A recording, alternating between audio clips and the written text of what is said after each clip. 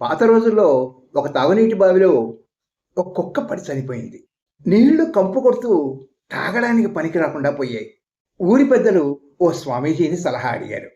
100 బిందెల నీళ్లు తోడి పోసేయండి, శుభ్రమైన కొత్త నీరు ఊరుతుంది. గ్రామస్తులు స్వామీజీ చెప్పినట్లు 100 బిందెల నీళ్లు తోడి పోసేశారు. అయినా ఆ నీళ్లు అపరిశుభ్రంగా ఇంకా కంపు కొడుతూనే ఉన్నాయి. మరొక 100 బిందెల నీళ్లు తోడిపోశారు. అయినా ఆ నీళ్లు గబ్బు కొడుతూనే ఉన్నాయి. ఇంకొక 100 బిందెల నీళ్లు తోడిపోశారు. అయినా ఆ బావి నీళ్లు గబ్బు కొడుతూనే ఉన్నాయి. మళ్ళీ స్వామి దగ్గరికి పోయి గోడు విన్నవించుకున్నారు.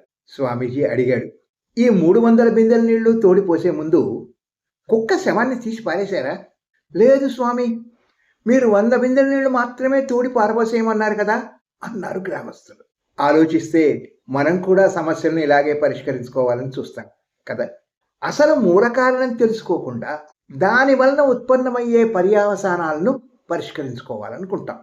మన శ్రేయోభిలాషుల సలహాలు తీసుకుంటామే కానీ మన మేధస్సును ఉపయోగించి తార్కికంగా విశ్లేషించి సరైన నిర్ణయం తీసుకోవడంలో విఫలమై గుడ్డిగా ఇతరుల సలహాలను అనుసరిస్తాం.